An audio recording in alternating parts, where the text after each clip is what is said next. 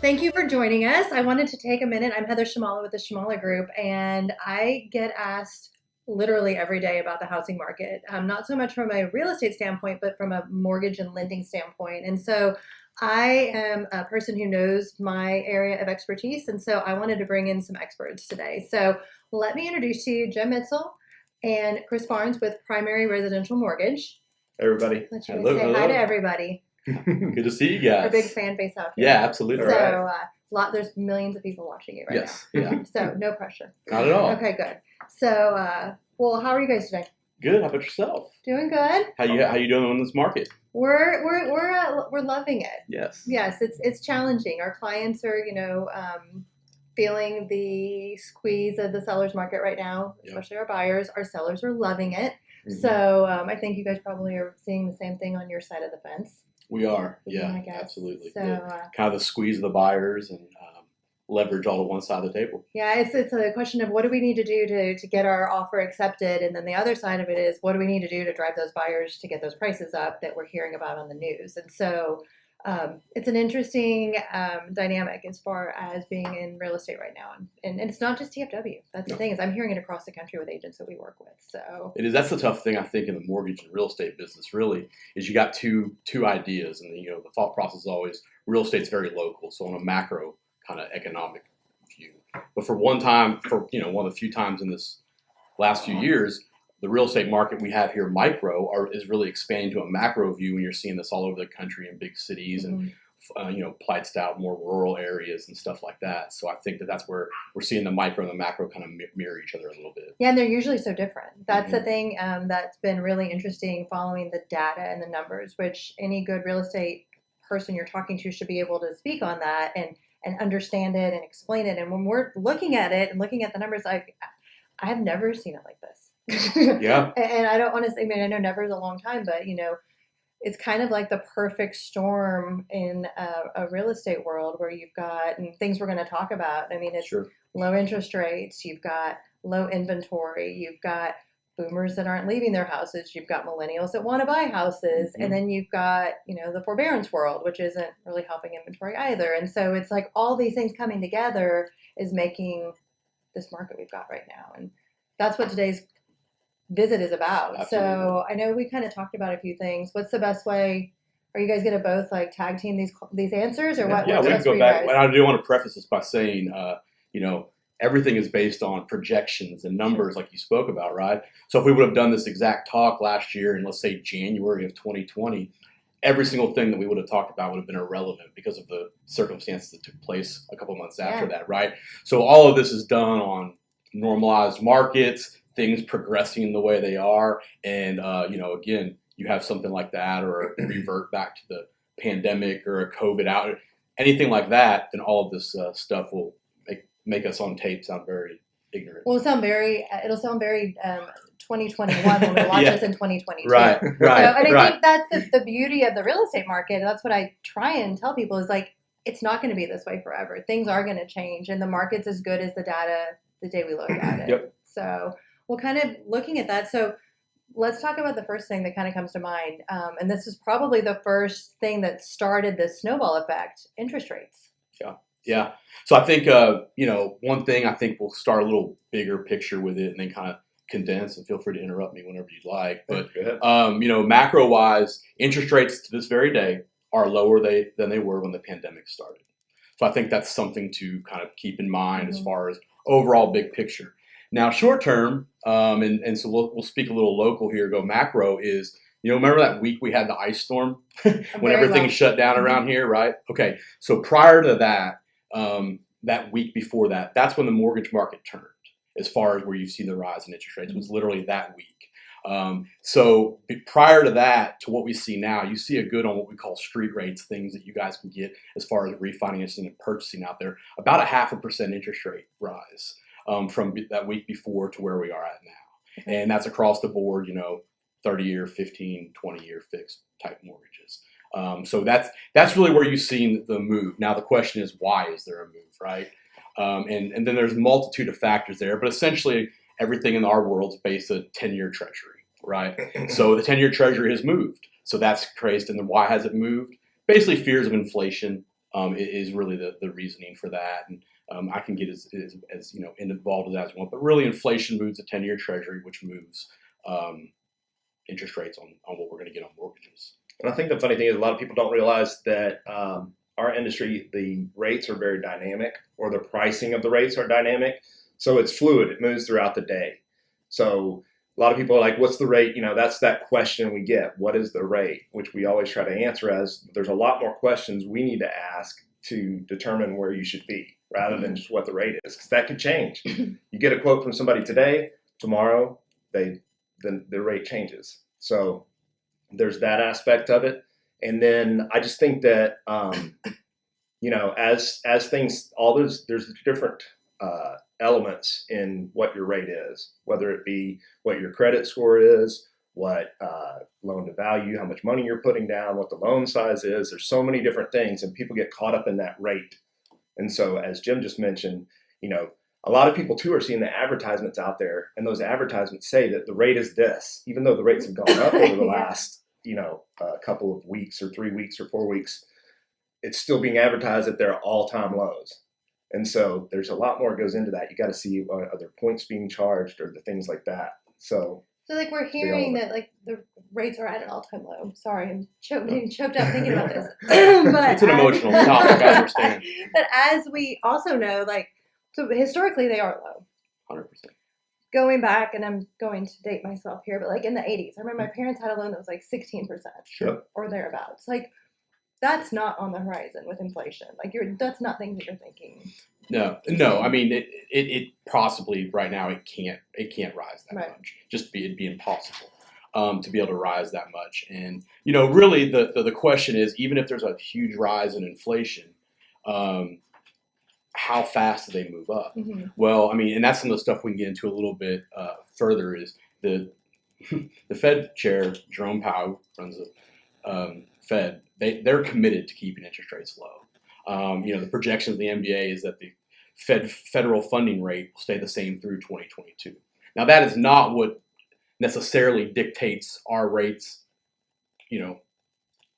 basis point for basis points, but they're committed to keeping interest rates low. And so I don't think you're going to see a rise like that. But again, when you start talking, and we can get into a little bit more later about affordability, a 0.5% rise in interest rate can definitely change what a buyer is approved for, sure, what you can purchase, or what you're even comfortable paying monthly for a mortgage. And those are real things. Those are real dollars. It's easy to talk this again, use the word macro again. I've probably used it too much, but to talk about it's only a 0.5% interest rate, but that's not my money. Right. When I'm talking to a buyer, it's very important to know that I'm spending their money as interest rates go up. So that's a good point. So on a $500,000 house, a 0.5%, what does that look like? Yeah, an average buyer. Yeah, I mean, so obviously it depends on a $500,000 house what you're putting down, but I mean, you look at that and I mean that can be a certain increase to your principal and interest. Now again, we live in Texas, so we know property taxes are the big player in our, and many times you get situations where your property taxes are going to make up a big chunk of your payment. Mm-hmm. And so obviously I don't think in this environment property taxes are going down. So. No, I actually think we're probably going to have the other problem. And, it's going to add a note to what Jim was talking about, the Fed being committed to keeping the rates down. I don't even think people realize they're putting $100 billion a month into buying mortgage-backed securities. Really? I didn't know that. Yeah, I think at this point it's almost $2 trillion that they pumped in since last March. Where's that money come from? I think Jerome Powell has a printing machine on it. Yeah. I was just curious. I'd like to know the answer to that question. Okay. I was just curious. Yeah, it's kind of an astronomical number. We can't even picture that. You are the experts. So, just, I don't know where that comes from. I don't think anybody really does. Okay, magic money. Something like that, yeah. Awesome. Good. Yep. So kind of that's segueing into, we're talking about the future and interest rates a lot. So with sustaining this market. Yep. We all know from a real estate standpoint, because I've talked about this, markets change, they evolve, they shift, and we know that. How does that affect your side of the business? What are you guys seeing from a lending standpoint? Are you forecasting? What are your experts forecasting that it's going to happen long term with these? Yeah, market? I'll talk kind of the big, and then you can talk about what we're actually talking to our buyers about. But for us, really, housing. housing starts, so construction starts, have been up every single month since Q2 of 2020. And that's when the pandemic hit, right? Everything kind of halted then. So housing starts are up. But as you mentioned earlier, I think it's a really a big picture of this is the older generation, your boomers, right? They're not moving out of their houses like they have. When you go back and use historical data, certain ages is when people kind of were not in their houses anymore due to a multitude of reasons, but that's why not. And then you have the generations in the middle are actually the smaller of the population. And then the millennials, the next biggest generation, they're wanting to buy houses. So that's where the squeeze is. And so in that aspect, on a bigger picture, I don't see how that immediately gets solved, that inventory problem in that aspect. Now, again, things are more local, and then you come to where the beautiful state of Texas, and everybody wants to move here. So we have that kind of, compounded a bit as far as the squeeze on inventory. So, inventory is going to continue to be a problem on some level. And I do think there's some things that can alter that, but I do not think in the immediate future we're going to see that. So if you were to guess, like, get out your Jim Mental crystal ball. Like, are you thinking we've got another 6 months of this, 12 months, 18 months? And I'm not going to hold you to the fire, but I mean, if you were to guess. I think we're definitely going to stretch through the end of this year. Okay. I don't see how that happens. And this is one of the things we're going to talk about later, but the forbearance thing is a huge player in that, right? Because I think the numbers are, MBA released today that 4.66% of all mortgages in their servicing portfolio, or not in theirs, in servicing portfolios are in forbearance. So it doesn't seem like a high number, less than 5%, but that equates to 2.3 million people. Right. That's a real number. That's real people. And now that they kicked the can down a little further and extended another 6 months on forbearance, I think that is where you look at that and say, okay, so if that's where people are going to be forced to sell their houses, I think we've all learned from the real estate bust into 08 and 09 and some other things, people don't really move when they're feeling pressure until they feel that pressure. Right. And if they look at this and they know they can't afford payments, they've lost their job or whatever that situation is, but they can look at that and go, well, I know I'm good for 8 more months. That doesn't force the issue. And so I don't see how that helps the inventory issue. The housing starts are great with the construction, but we all know what's going on in that as far as getting materials and labor and construction costs. So I don't see how that picks up quick enough. So, I hate to have my predictions that are really valued at nothing for stretch us into next year. But I do think that's the first time we might see something that is maybe a push on that. And again, bigger economic or health related things could obviously throw a kink in that. But well, and I think you're right. That's one of the things we've looked at. Like forbearance last year, basically this time last year was 4.5 million. Now it's down to about 2.5. It's the lowest it's been since the spike. Yeah, basically. And so and then in watching the data with that, of those people that are at risk of really losing their house, the one thing I think that people aren't recognizing, and this is something I want to educate people on. I mean, I know nobody wants to move, and nobody wants to move unless they're forced to move, but the sooner you handle it, the more money you're going to make out of it. Because what I've read, and correct me if I'm wrong, but a lot of those people have at least 11% equity in their house. Yes. So if we can get you out from underneath it and get you your equity without having to get deeper into the forbearance, it behooves you as a seller. It's kind of a win. I mean, you get out from underneath that pressure. Yeah, that's the huge difference between the bubble that burst back when. Right. Is that people now have equity in their homes. So that's the biggest difference. Well, and I mean, to anybody would be listening to this and you're in forbearance, I can't stress enough, please reach out to your real estate professionals. These are the people that can guide you through that process and look at what kind of value you have in your home, what type of equity is there, what options you may have. But it's so important because I am old and I went through the 08 crash of when people didn't move quick enough, didn't make decisions quick enough. And there was a lot of other things at play, obviously. But again, reaching out to your professionals and finding out what are my options and what I can do. And when I say your professionals, do not reach out to the person that's servicing that forbearance. That's not where it's at. They're not going to provide you your best options. Please look at your local real estate professionals that can help you do that. Well, and it's most of us. It's like talking to somebody in confidence too. Like we're not going to blab that around the world. I mean, our job is to service you and make sure everything is being taken care of to get you the best outcome for you and your family. And so working with somebody who has that expertise to do that, get you out from underneath it, and get you, like I said, like get those bricks off your shoulders, because it's no fun living like that. No, and the forbearance, that's provided people an outlet where you're not getting mortgage liens on your credit report. You're not starting the foreclosure process. Things that really wrecked people after the 08-09 situation that really created years of havoc afterwards. The forbearance is not doing that. So if you take care of that during that time period, you really can save yourself a lot of headache and then future issues, because if you get out now and the market switches in a year or two, you reach back out to your real estate professional and you go buy a home and you didn't ruin your credit or ruin that opportunity to do that. And maybe in your situation, that equity you can pull out can help you in other avenues that you might be struggling with. Yeah, pay off other debt and pay for your rent for a year. I mean, there's so many things that you can do to take that pressure off, and that's what we're here for.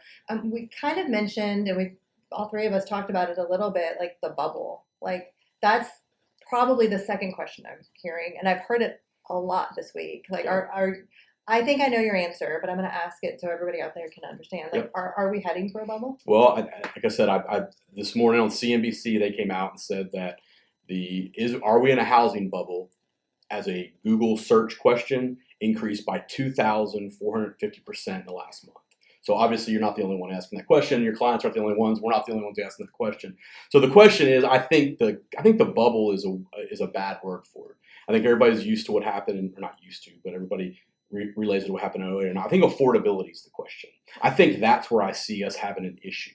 The mortgage underwriting that we know very well from 06 and 07 leading into the crash is not available. People that are buying houses now, when they qualify for the mortgage, they are able to pay their mortgage. It's just that game has changed. Now again, circumstances change, people lose jobs, taxes go up, etc. Stuff like that can change that. But the mass people that are in houses with zero equity and that really couldn't afford the house they bought when they bought it, that's not relevant right now. It's just not the same thing. So the affordability is where I see the issue. If we continue to have 6, 7, 8, 10% increases in appreciation.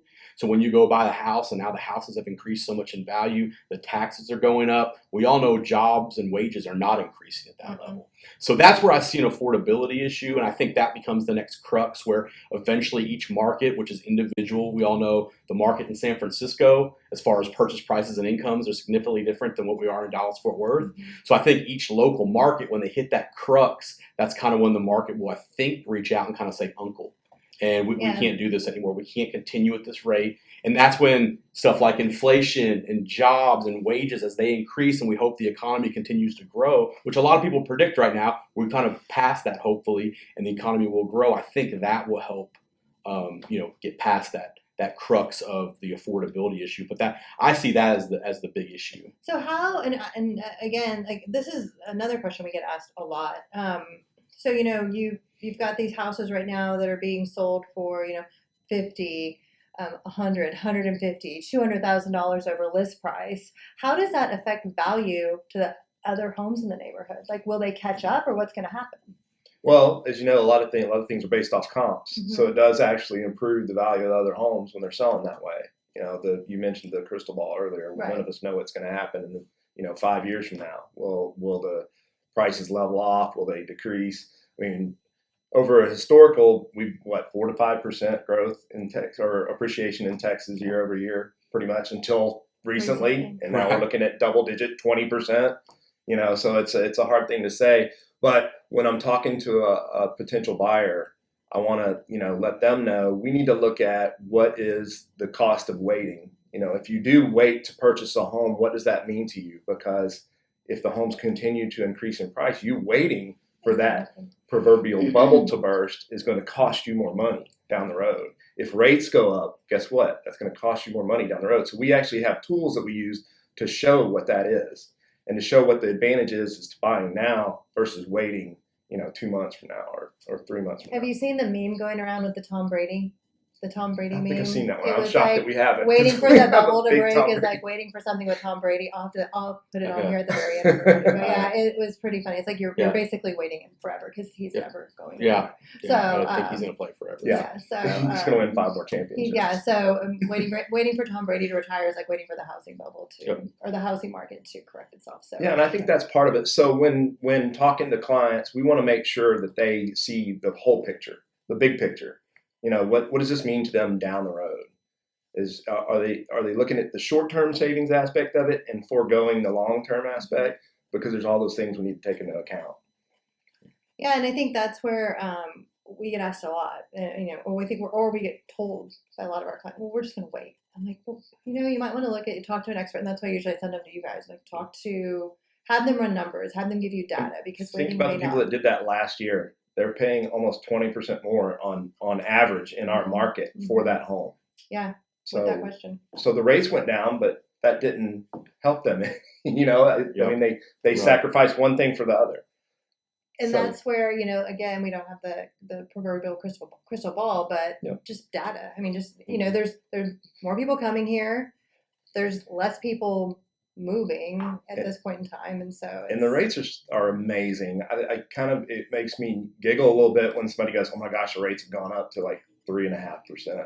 I laugh because I remember when awesome. when I got in the business, they were definitely higher than that. It was like 6.5. And then I remember 20 years ago, that's what they were. My first client who got like a 2.9 was, in 2016 or 17. And I'm like, what?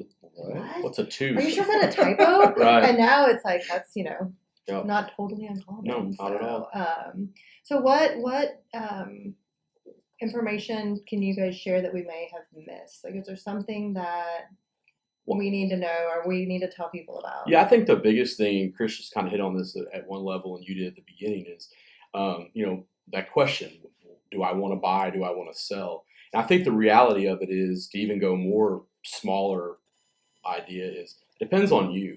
And that's really, since I've started in this business, that's really always been my answer when someone says, well, is now the best time to buy? Well, over the last 4 years, every mortgage person in the world has told you interest rates are at the lowest point they've ever been. You should buy now. And if you wait 6 months, then they were lower. So I think trying to time that market's pretty hard. It's the same as trying to buy an Amazon stock when it hits its absolute lowest for a certain dip. It's impossible. So you have to time that what's best for you and your family.